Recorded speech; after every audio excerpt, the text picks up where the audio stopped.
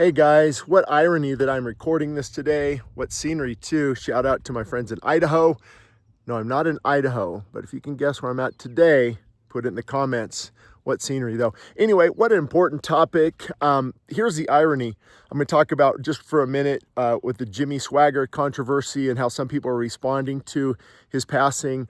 I'm actually, as of today, starting a season of fasting and prayer on this topic of when do we critique, when do we remain silent? It's so hard. I mean, even just this last week, I've been on Mike Winger, sent out my material, Torn Curtain.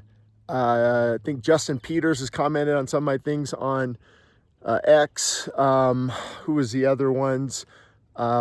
American Gospel put something out there about one of my videos. And so it's so hard to navigate because on one hand you have what I would consider just the critical hearts. I mean, they're just looking, failure porn or the spirit of accusation. I mean, they just can't wait to jump on you. And that's not healthy at all. But on the other side, we've got I've talked about this in a recent article. I think you can find it on ShaneIdelman.com. If I remember, I'll put it in the comments. And I talk about how we are called to sometimes speak the truth in love to our friends. And when we don't, we're not really friends. We're fans, but we're not true friends, because true friends will speak the truth in love. We can't always be on the side of just grace, because that people don't change if iron doesn't sharpen iron. And sometimes we're, if I say something, they won't promote me and my platform. And it's become recently all about likes and followers and generating money on YouTube.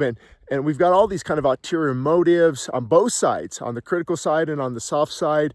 And I don't know, it's a hard balance to find. I for sure would rather err on the side of grace. But I think a lot of these guys that we're seeing are getting away with things because nobody really wants to say anything. All right, I'll give you a little bit more hint here if you're going to comment on where I'm at today. I brought my daughters up, and then I'm going to stay up here for a little bit maybe to fast and pray on this important topic in this area where I'm at.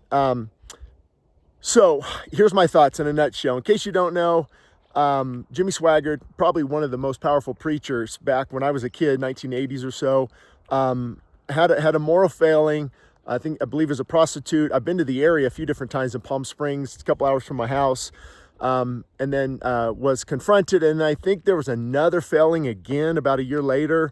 And so, that sent shockwaves. And normally what you would do, especially if there's a plurality of elders, again, a lot of this falls into the area of accountability. Again, I wrote that in my article about Christian celebrityism. I'm not saying that played a role here. I have no clue. I haven't investigated. But so I think there was a stepping down, but in my opinion, there was a stepping up too quick. I've repented. I want to get back in the ministry.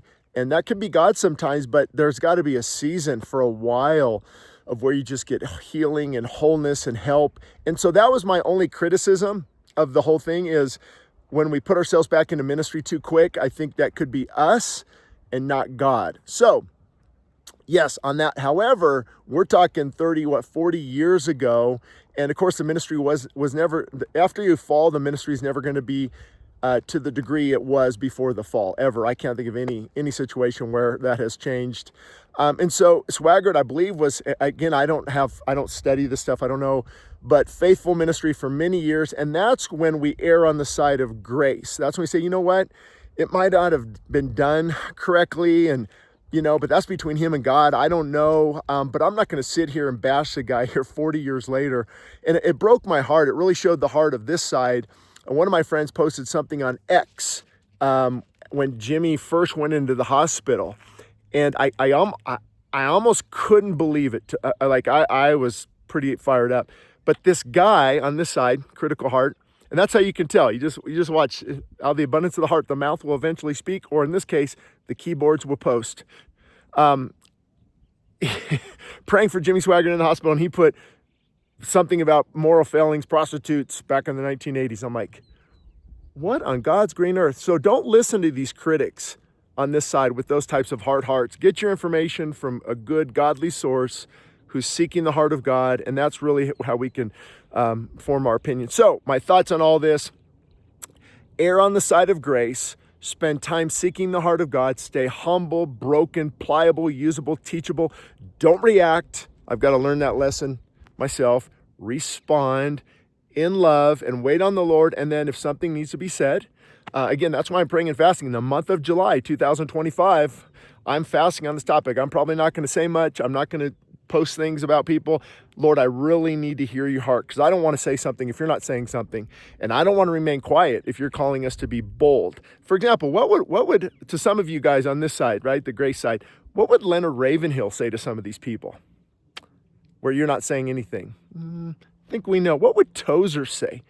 What would David Wilkerson say? Guys, I think this side needs a little more boldness, and we need to shoot our friends straight. Yeah, it might cost a relationship. It might cost you losing some followers, but at the end of the day, we do have to speak the truth in love. And I do believe we do need to go to them first, pray for them, hope for the best.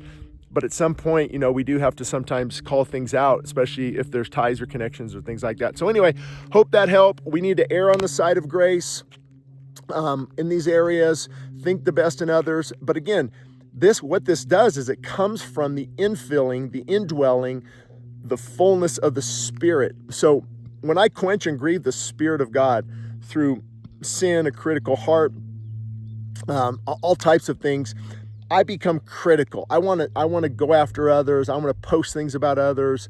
I want to say negative things because it's the works of the flesh. And so what we're seeing on this side is a lot of the works of the flesh. Some of these reports that are coming against Christians all the time. Some of the stuff needs to be said. I got it. But the heart behind it, the way it's said, the eagerness to go get people, the eagerness to, I read one website where they're still going after this pastor like 10 years later. And it wasn't a moral failure. He was just kind of a gruff, angry kind of guy. Leader, type A, male. And I hope he learned his lesson. I hope he repented. But why keep going after him? Like, it makes no sense. Again, they lack the filling, some of them aren't even saved, I don't believe. But if they are, it comes from that critical Pharisee heart. And they've got to repent before God and say, Lord, fill me. I want brokenness. I want compassion. And then from that time with the Lord, then you can speak boldly on these issues, but you'll season your words with grace and you'll underscore everything with love. So I think that's what we are missing in this whole debate on this side.